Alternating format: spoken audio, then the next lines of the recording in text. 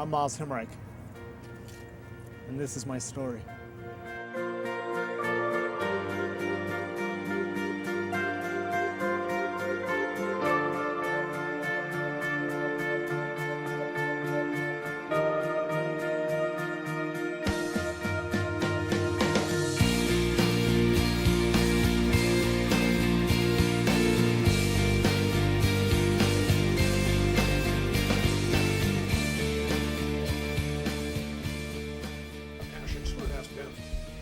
Myles' schedule like today? If we went a little longer than 11:30, have you got another hard? You okay? Okay. Sometimes I just get a feeling talking to some people I want to go longer. That's even before we start. We're going to spend some time now with a very interesting guy. His name is Myles Himmelreich. Lives in Calgary, and he's a young guy who lives with Fetal Alcohol Spectrum Disorder. Now, FASD as it's known, or you used to hear about FAS or FAE, fetal alcohol effects. A lot of the terminology confuses us, but we know it has to do with drinking during pregnancy and the effects on the yet unborn baby. We know also in a lot of the developmental children issues that face families with FASD, the criminal justice system, the toll this takes on young people is incredible. And it touches indirectly all of us, ultimately. So I thought we'd get Myles in studio for you to meet him, find out more about the fetal alcohol spectrum of disorders and why he does what he does and how he lives every day with it. Good to have you here.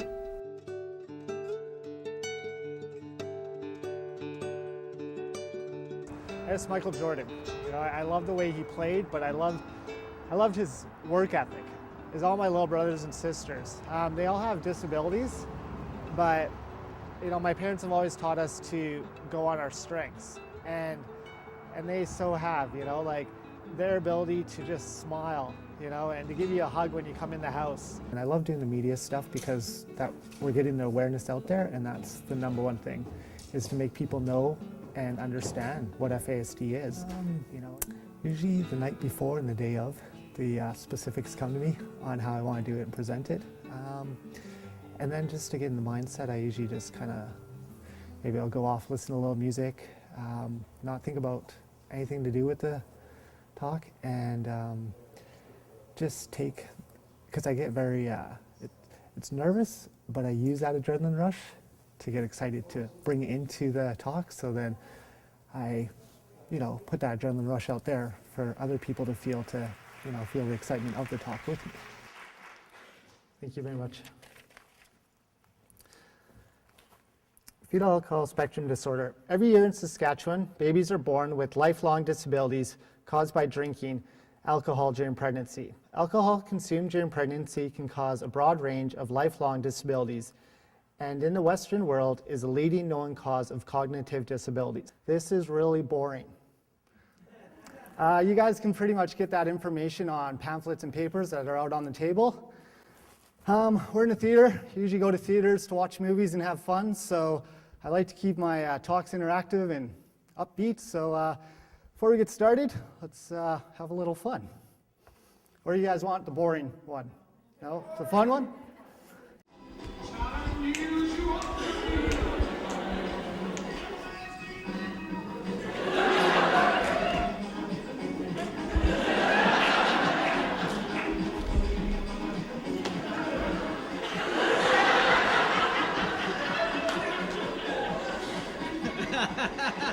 I was born Terry Richard Powder.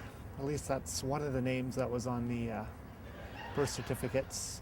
There was about 5 or 6 different last names on the birth certificate. There was Powder, Bowder, Manning, Vigneault. Born in Calgary at 11:45, February 27th, 1978, at the Holy Cross Hospital, to Shirley Ann Powder. Within the first few months, Terry was in the hospital. He was not eating or drinking. He was diagnosed as having acute failure to thrive. That means at a young age, I wasn't eating or drinking. Pretty much was ready to give up on life. Just wasn't happy with the way things were going. And this was me as a baby. By age 2.5, Terry had been in over 7 different foster homes. Terry was quite often sick and had many bad ear infections. Between the illnesses and the anger problems, foster homes found Terry quite a lot to handle. Then social services decided that I needed to go into a foster home long term until they could find some either better place for me to be adopted or for a way for my mom to kind of get her life straightened out so that she could take me back. I find teenagers are harder than because I've spoken to psychologists and doctors and, parole officers and whatnot. And I'm gonna talk to you guys tonight about FASD and share my life story a bit with you because I myself have FASD. A bit nervous about talking to you guys. You guys have a great opportunity to learn this stuff and share it because you guys speak from your heart and you guys speak with power. FASD education is important because, it's like any education. It's teaching. It's teaching, what is out there so that we can help, make ourselves smarter and more aware. I guess the logical question is, when did you know you had fetal alcohol spectrum? I was adopted when I was 3 years old, and my adopted parents raised me knowing that I had what at the time was FAE, fetal alcohol effects. Just kind of the basic information of your mom drank when she was pregnant with you, and that's why you may have some of the problems, especially with school, that I may have been having at the time. And that was pretty much all I knew about it up to that point, and all that I understood. Princess Bride. It's funny. It's got great characters, great storyline, and it's got the whole fairy tale theme to it. Next would be Aladdin. I love the whole concept of it. A street rat, as they call him, but yet he has these dreams and hopes, and he sees that palace, and he's like, I'm going to be there one day. Teenagers and youth are harder because they're honest, they're straight up, and if they don't like what you're saying, they'll let you know, and fortunately I've been able to never have a bad experience with it, but I still feel young enough that I can relate on their level. Yeah, no, it's just water. It's just water. All right, so what I want you to do is take this water and drink it. Okay, go. So like I said, Bev told me a little bit about you guys and told me some of the things that you guys were hoping for. And I know I'm not Santa, but I still brought gifts. So I heard you wanted a car. So here you go, buddy. It's your very own car. You get to make it yourself. And I heard you wanted either a car, a house, or a man. So here you go. He already has a job and everything. He's a doctor. Yeah, so the social services called Brian and Christine Himmelreich, who were a foster family and had been taking care of many kids for quite a few years, and asked them if they'd be interested in taking care of me long term. Social services contacted Christine Himmelreich and told her there was a little boy who needed a place to go, to be loved. She explained he was almost 3. He's small in size, but always smiling. She asked Christine if her and her husband Brian would be able to take care of Terry on a long-term basis. Christine said yes, right away. Without even talking to Brian, because he was at work at the time, so he didn't even know, so it was a surprise for him when he came home. So later on in the day, January 30th, 1981, Terry walked up the steps, holding a worker's finger in his one hand and his favorite green teddy bear in the other.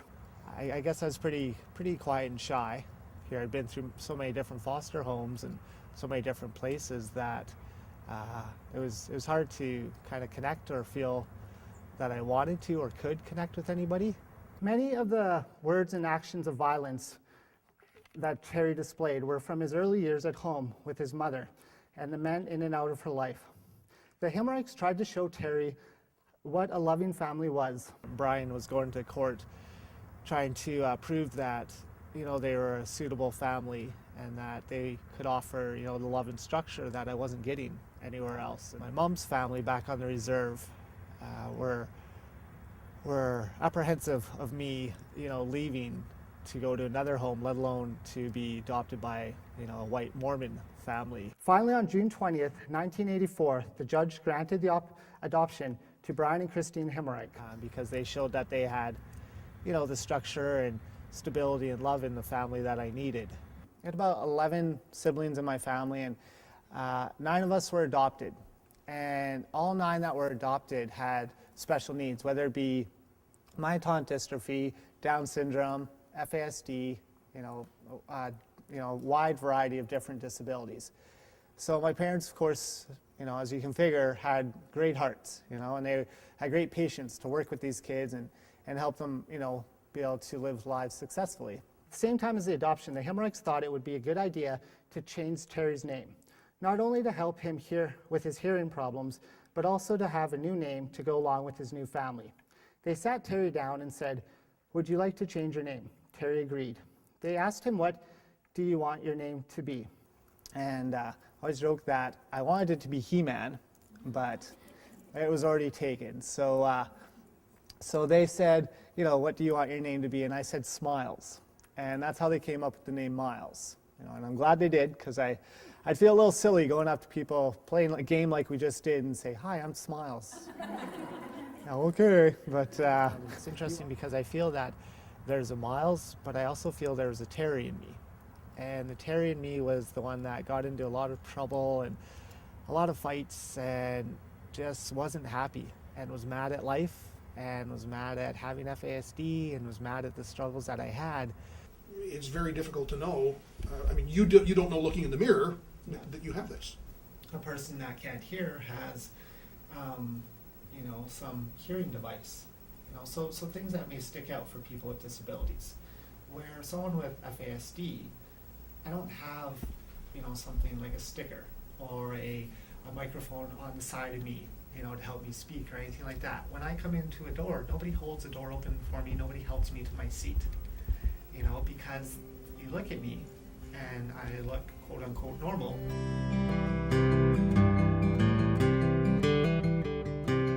My most favorite one of all time is Degrassi, because it was quite a bit ahead of its time, the original Degrassi, and it did a lot of things that you didn't see on TV. It dealt with things like suicide, AIDS, abuse, and I personally enjoyed it because there's a character on there named Joey Jeremiah, and he himself had learning disability and had great charisma and character, but wasn't succeeding very well in school, and it was really holding him back.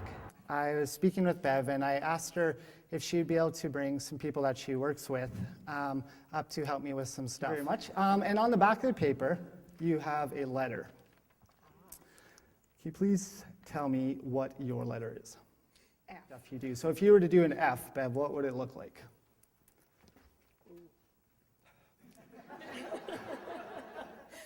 Let's see.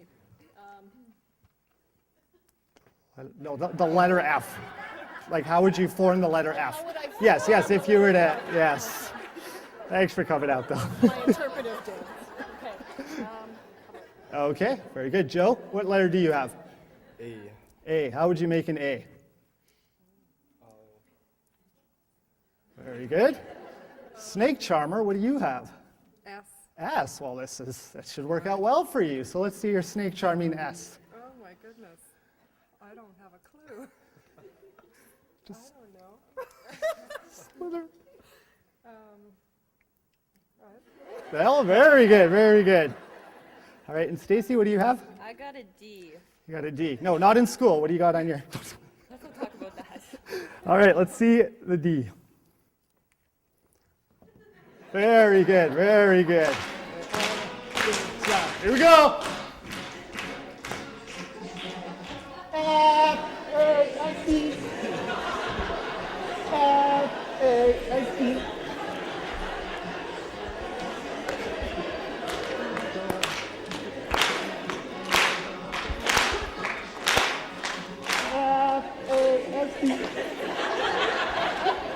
F-A-S-D. All right, good stuff. Thank you. We lived across the street from the elementary school. It's called Ogden Elementary School. And so in the first, kindergarten, grade 1, my mom would walk me over across the street to the school, and when I come home from school, I'd be able to walk through the field, and my mom would be looking out the back window of the house, watching us as we came home, and I always remember thinking that was really nice to see her on the way home, to see her waiting, excited to see me coming home. Except for the times that I was being sent home and she was watching out the back window. Those weren't the best times to see her. At an early age, teachers started to see that I was having problems with learning, that I wasn't able to keep up with the other kids and be able to do the same kind of schoolwork that the other kids were doing. And so I went and I did a bunch of testing and to find out, where my different learning levels were. Near the end of grade 1, I went into the guidance counselor's office with my parents, and they told me that they were going to have me repeat grade 1, because we just want to make sure that you have all the help and support you need and everything like that. And I just thought it was because the teacher liked me so much that she wanted me to stay for another year, and I was like, well, sure, I can do that for her. I was like, oh, wow, grade 1, I already got the women wanting me. It's good stuff. So I repeated grade 1, and after grade 1, I went on into an LD class, learning disabilities class. And so at that time, there was a portable classroom on the campus, and so it wasn't connected to the school, but it was right beside it. When you have a disability, you're already feeling like, you're already different than everyone else, and you're kind of, not fitting in. And here you had, something that you could look at and see these kids going into a different part of the school, and, those are the different kids, and that was really tough because you're already getting judged. It doesn't go away when you're 16 or when you're 18. On my 18th birthday, I didn't get keys to a car and get my disability taken away. It's still there. It's still there every day when I wake up. I must confess, when I met you, I didn't know. I was looking for your eyes to look, quote, that way.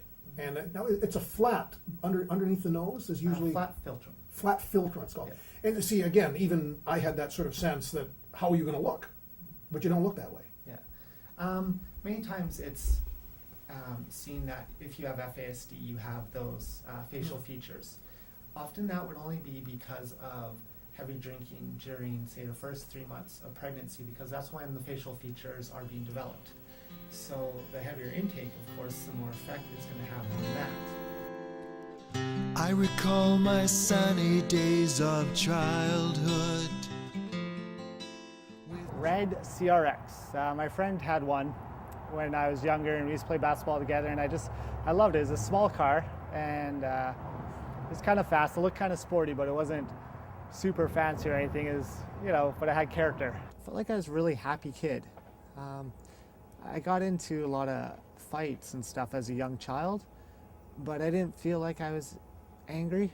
I felt happy, and I felt that I just was, having to, I don't know, for some reason feel like I had to protect myself. And like I said, my parents explained to me that I had FAE because of my mom drinking. So I thought if I could remember the fact that I have FAE, then I could explain this to people and it would make sense. So one day when I went to school, the counselor asked me, she said, so what do you think's going on? What's the problem? And I thought in my head, I was all excited because here I knew what the problem was. I knew it was 3 letters. I knew my mom said it the other day, and I looked at her and I smiled and I said, I have PMS. She didn't laugh. I think she might have. But I thought it would be that simple, to just say, this is what I have, and then we can work on it from there.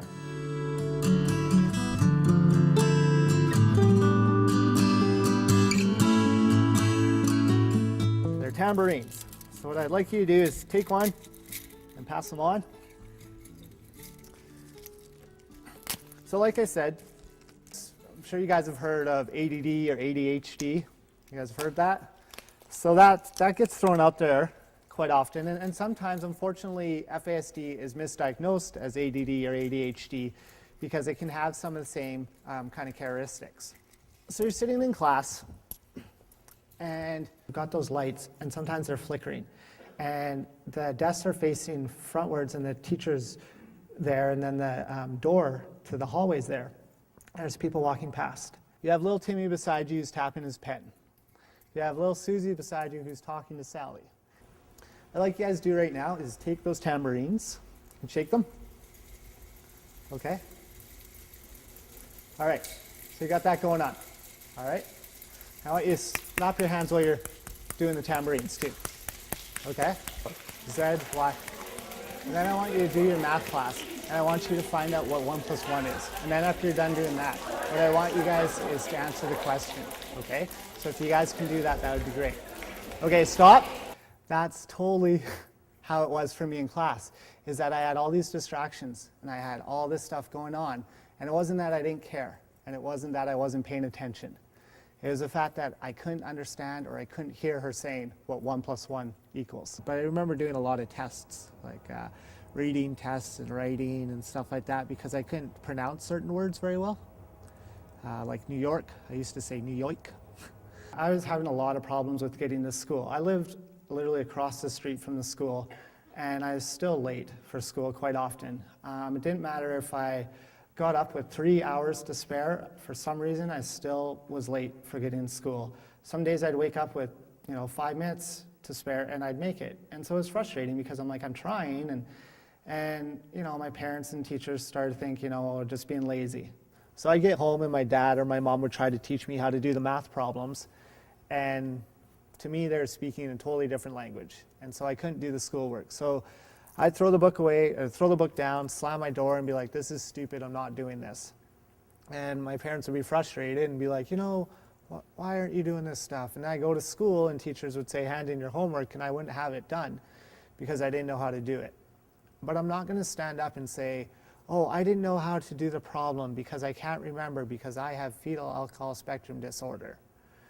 For me to say that, I might as well stand up and say, I'm stupid, I'm retarded, I can't do it. So it was easier for me to say, oh, I didn't do it because I didn't want to. I'm going into junior high. I was nervous and I was excited at the same time, but I was really already starting to not enjoy school because I was having so many problems with math and reading and social studies and everything that I just wasn't looking forward to doing the school work. I was looking forward to going to school and hanging out with my friends and meeting new people, but the school work itself was intimidating for me. We keep hearing the number 1 in 100 babies diagnosed with FASD, but the critical word there is diagnosed. Yeah, that statistic is off of, as you said, children that are diagnosed. That means that somebody has brought up the question that did the mother drink during pregnancy? So then they went through the process of contacting either the biological mother or some family member who stepped forward to say, we believe there was alcohol consumption during the pregnancy. So they start to do the testing and start to find the results. But there's a lot of people out there that are living their life undiagnosed.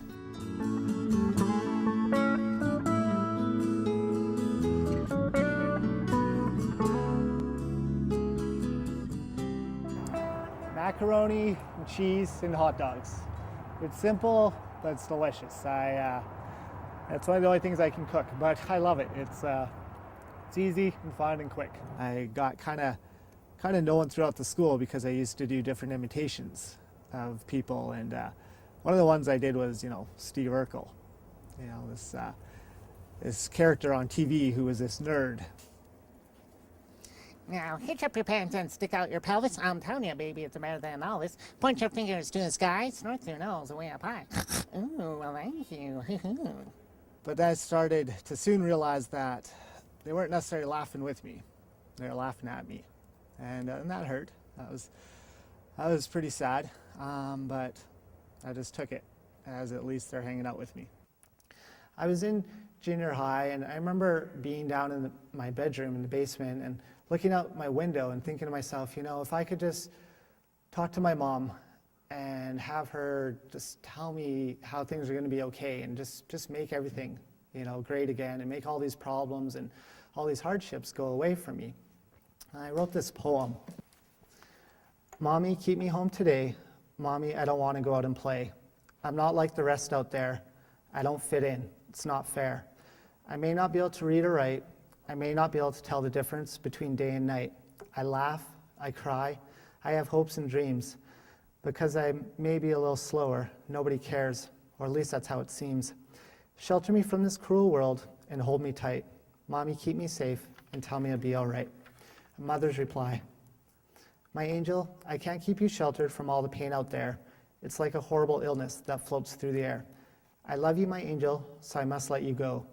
I love you, my angel, so I must let you grow. You very well may stumble along the way, and you'll find out that's not always okay. My angel, I once made a mistake when you were but a baby inside of me, but I promise you I'll never make a mistake like that again, because I want you to be all you can be. I smile when I see you laugh.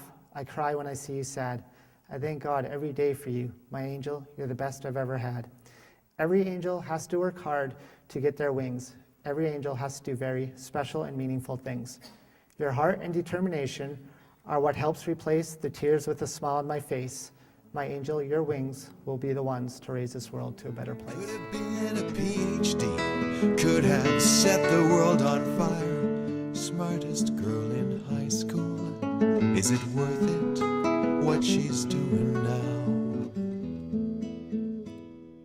So I continued on in school, having the ups and downs that I was having, ending up in the principal's office quite often. I had a drama teacher who was quite amazing. She was very outgoing and very high energy. And for me, that was great because that was a class that I could just be goofy and be myself and have fun. And at the same time, too, I was getting good marks. And another class that I felt was really good was gym class because I could go do sports and have fun and do something that I was good at and get high marks. During the summer of going from grade 9 to grade 10, I was on the basketball courts and I ran into a couple guys who had just moved from the reserve. I remember going to their house, and one night we were there and I had some money on me, and one of the guys said, well, we're going to go get some beer. Do you want anything from the liquor store? And I was like, sure, I got $20, get me, whatever, the usual. I'd never drank before, so I didn't know what the usual was. So they came back and they got me one cooler, no change. And I didn't know. I was like, oh, wow, this must be a pretty good cooler for $20, but okay. I had the cooler and I opened it up and they were playing their video games and drinking their beer and their vodka and whatnot. And I drank about half the wild berry and I passed out. And I woke up a few hours later and they're all playing Nintendo and playing card games and drinking, and they kind of laughed. They're like, ooh, well, you're a little bit of a lightweight. I was like, whatever. And I was like, oh, I was just tired, I've been really busy lately, so I was just tired. So I grabbed the other half of the cooler and I drank it back and must have been really tired because I passed out again. I continued to do that for the next couple nights, go to their house and drink with them. And then we'd go play basketball during the day and party at night. It started to become a pretty bad cycle because there were days that I would drink at night and I'd wake up in the morning and first thing I'd do is go grab a beer. But the reason I was doing this was that for the first time in my life I was fitting in. I was being accepted. If I had money to go get alcohol, then that night I had friends. And so I was living at home with my parents still at the time, and they started to kind of understand what I was doing, and I was, rebelling a lot like teenagers do, thinking that I knew everything and they didn't know anything. And so I decided that I was going to leave home. So I left home and started staying at friends' houses, sleeping on their couches and, not really doing anything much with my life, just kind of partying away. Went into high school and went into a school that was more kind of vocational than academic. So I worked on things like mechanics, and they had daycare in there and stuff. And so it was a pretty good school for me because I got to do things hands-on and do the activities as I was learning them. So that was a good way for me because I learned well hands-on. A month or two into school, I was at a friend's house and was going to spend the night there. And he came downstairs and told me that his mom said she didn't want anyone spending the night there, so I had to go. So I said, okay, that's fine. And he said, well, I can give you a sleeping bag, but that's all I can do.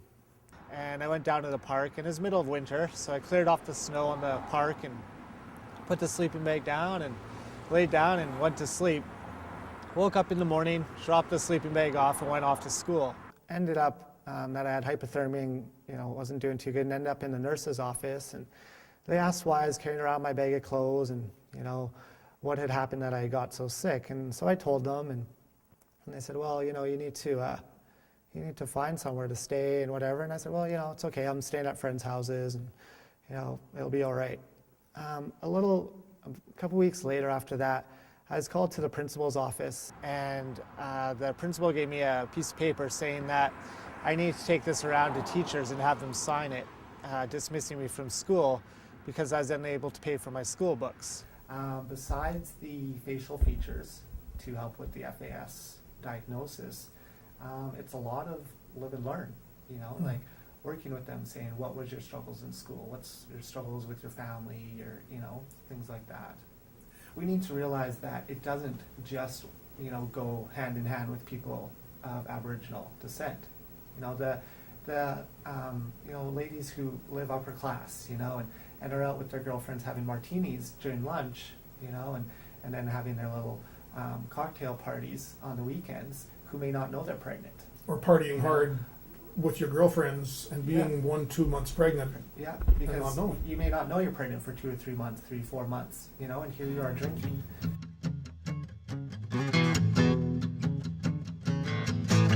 I was walking through my kitchen with some time upon my I have over 300 WWF wrestling videos. I am a huge wrestling fan. I have every WrestleMania, every Royal Rumble, every SummerSlam, all the Survivor Series.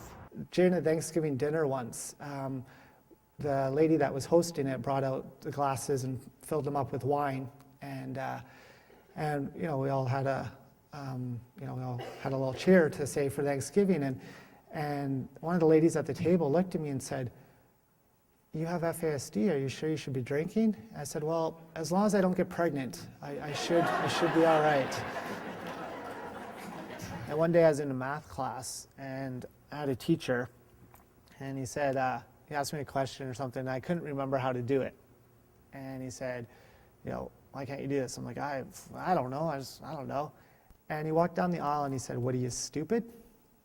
That was really hard, because you already think that in your head. You already feel that every day of your life.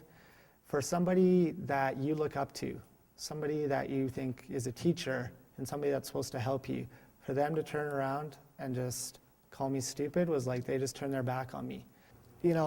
I didn't appreciate him doing that, and he didn't appreciate me punching him. So I was again out of another school. I went on to try to get a few jobs, and I went to work at a Little Caesars, and I could remember how to make the pizzas because it was the same routine every day. You roll the dough, you flip the dough, you drop the dough on the floor, you pick it up, you wipe it off, you roll it again, you put the toppings on, you put it in the oven. I knew how to do that because it's the same thing every day. And then I'd sweep up afterwards, and and then I'd go home, and they give me pizza to take home with me and stuff, and I thought, well, this is a pretty good job, it's going okay. Then I was asked to take orders over the phone for when people would call in and want deliveries. Well, there's a bazillion different orders that you can have, large, medium, small, what kind of toppings, what kind of drink do you want, the breadsticks, there's all this different stuff to remember. And I screwed up a lot of delivery orders. For some reason, a lot of them ended up at my house, but no, they did. But so I started getting in trouble from my manager from screwing up the delivery calls. So I went home, and I was feeling frustrated and upset, and so I just didn't go back to work ever again. They called and they said, if you don't come to work today, you're fired. I said, fine. I didn't go to work because, again, it was easier to look like I didn't care and I was lazy and didn't want to go to work than to go to work and say, I'm too stupid to answer a phone. I do mentoring for other young adults with FASD, and in the office we had a little bell that you would ring to get the receptionist. And so every day we'd come into the program and the kids would ring the bell. And it was hard for me to tell them not to do it because I felt the impulse to do it myself. So it got to the point where we had to put the bell behind the desk because here they would walk past it and I was like, hey guys, don't touch the bell, and then I would touch the bell.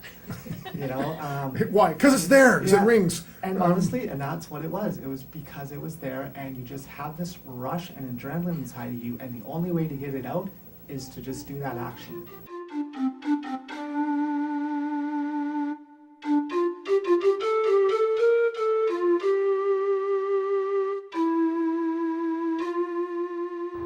Disneyland. Always wanted to go to Disneyland.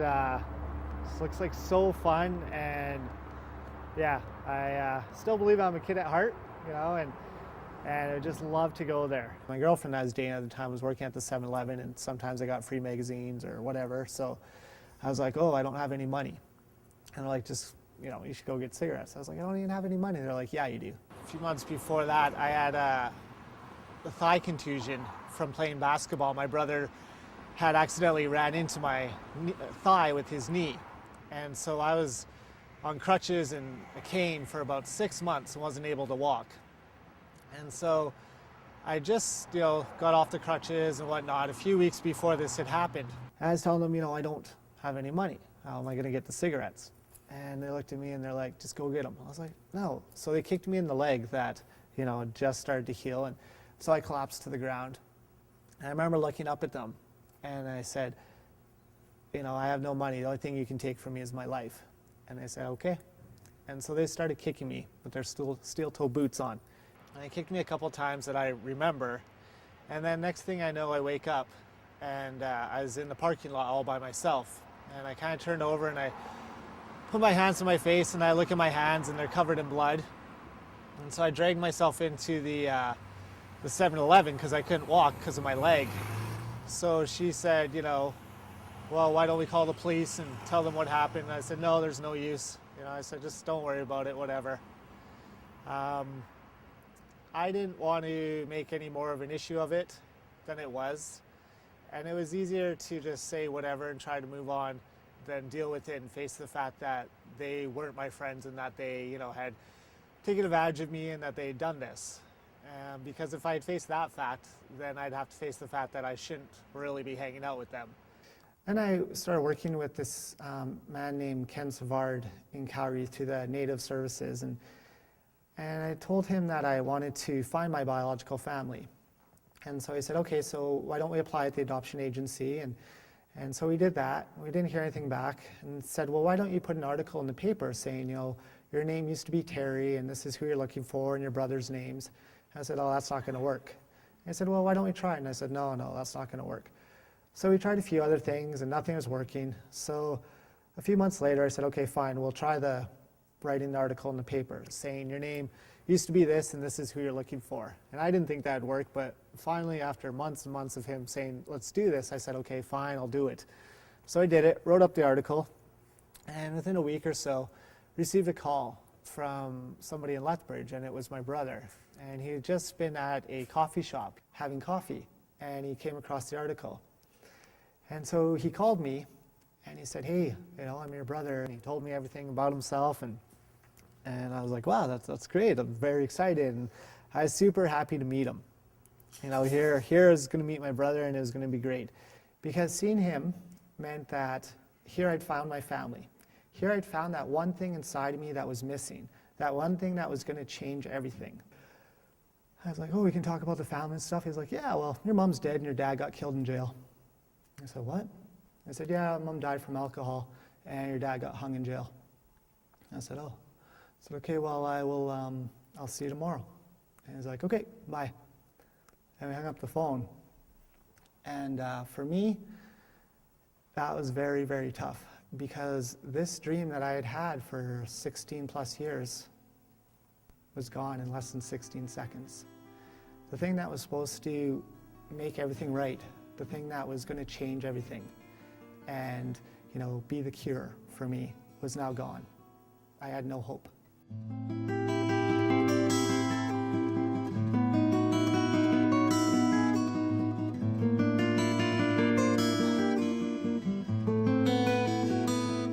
I started to have a lot of depression and just feel that I was so alone. Felt that there's nothing there for me. And I started to feel that I didn't deserve to be alive. And it wasn't that I wanted to kill myself because life was so bad. For me, my mind thought was that it didn't make sense. I wasn't meant to be on this earth.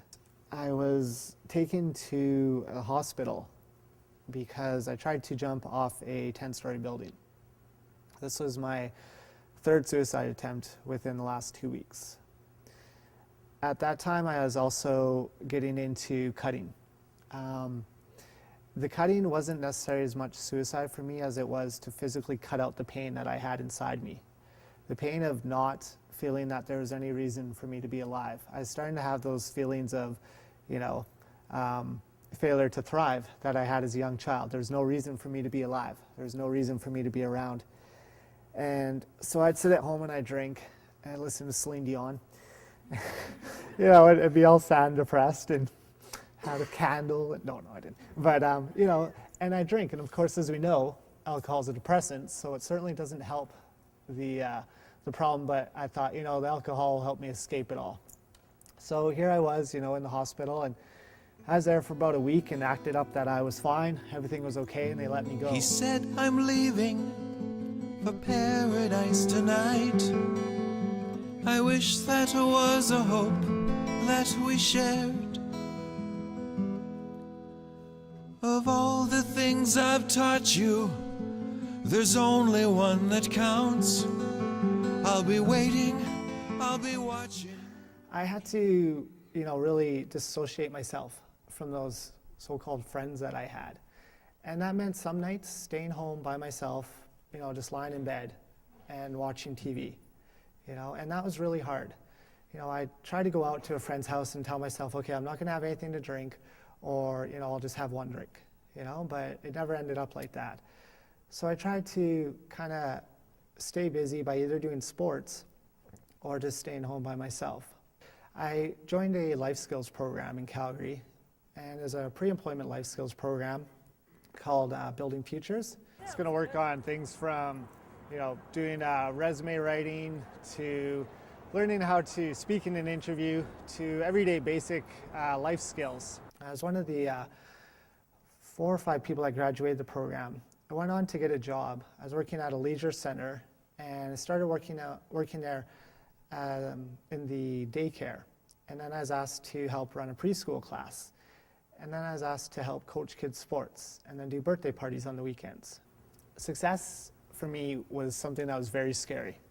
I was very scared to succeed because if I succeeded, I got farther up in life. And the farther up I got, I felt the farther down I had to fall.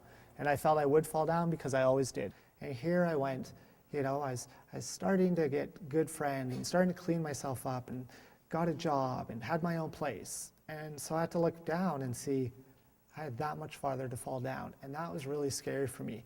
At that time, I was working with a lady on doing my taxes and budgeting.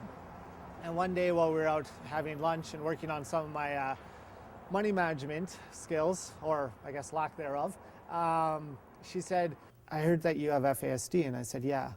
And she said, well, I'm doing a conference on FASD. Do you think you'd like to come share your life story? And I said, yeah, sure, I can do that. And I'd never done it before, and I didn't know exactly what that would all entail me to talk about or to say or who I was talking to. And so I was like, oh, okay, that's fine. So I went home and I wrote out everything I was going to say, and I wrote it out word for word. And thought, okay, I'm ready. I know what I'm going to do. I know what I'm going to say. This will be, it should be okay. I got there and I looked, and it was a crowd of about 100 people. And I was pretty nervous. I was like, oh my goodness, I don't know if I can do this. But I got up there and I started reading the paper, and I got about a quarter of the way through and realized that this wasn't the way that I wanted to present what I was talking about. Kind of tossed the paper aside and just started to speak from my heart, because I knew what I'd been through and I knew the experiences that I had, and I just felt that it was more important for me to speak from my heart so that people could relate to it better. After doing that, a lady came up to me and said that she's running a program at the University of Calgary called Kaleidoscope. And it was for 16 to 24-year-olds who either had or was suspected of having FASD. At the time, I didn't think much of it because I thought, well, it's just hanging out with them, going for coffee with them. That doesn't, whatever, that's really not a big thing, but sure, whatever, I guess I'll do it. Then I started to realize that as I was working with them, I was able to share the experiences I had been through, and they were able to relate to them. There's ways to face this disability head on and say, okay, what do I need to do? I need to write things down on my calendar, my daytime, or my calendar at work. I need to phone home sometimes and leave a message on my answer machine saying, hey buddy, you got to bring this into work tomorrow, and just so I can remember to do these things. But I've learned ways to accept it, acknowledge it, and work with it. The two biggest things I say are the two R's, repetition and routine. Now what I'm gonna tell you isn't fresh and isn't new, but I got things that I've been thinking that I wanna say to you.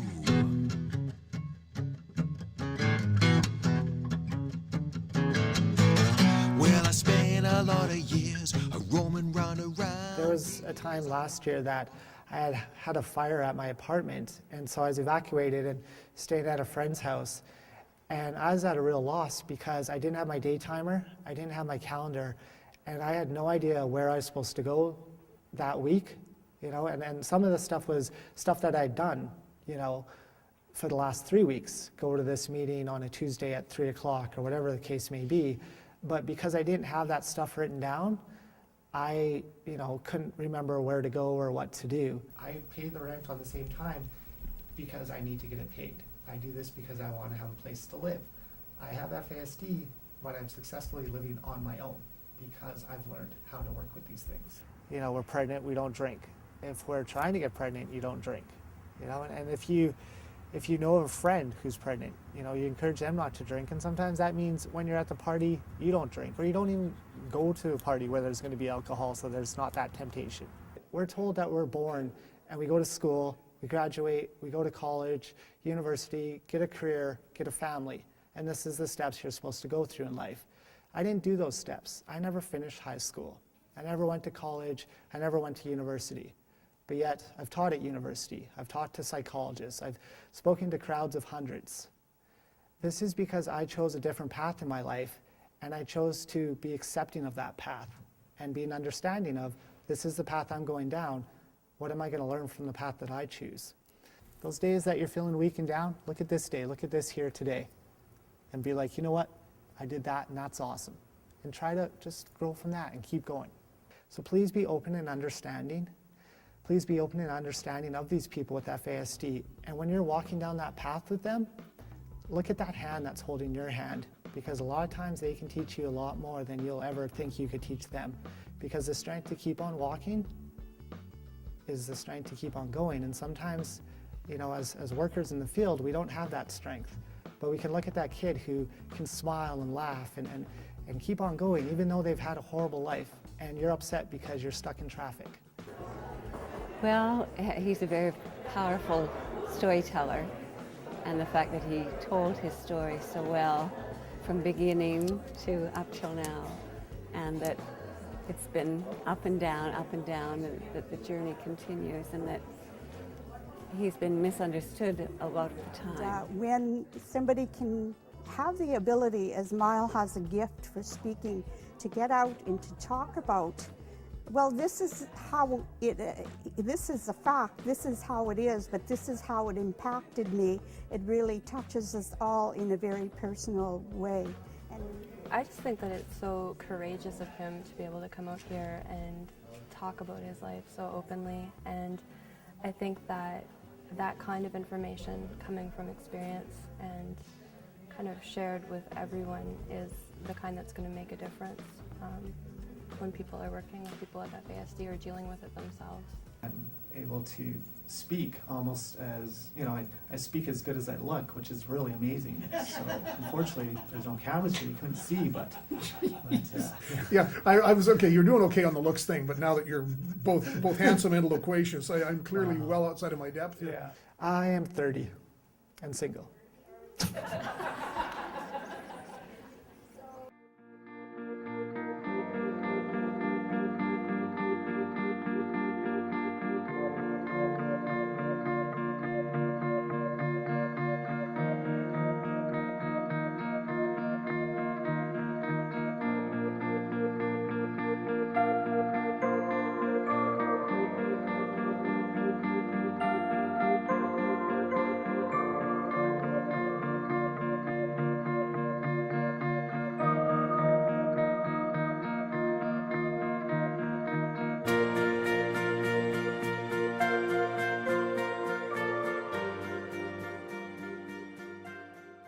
I want to have a family and I want to have kids. That's been a big dream of mine for a long time, and I feel that the way my life's going, that I'm starting to get to a place in my life that I could in a way that's healthy, have a family, have a wife, and have kids, and do that successfully.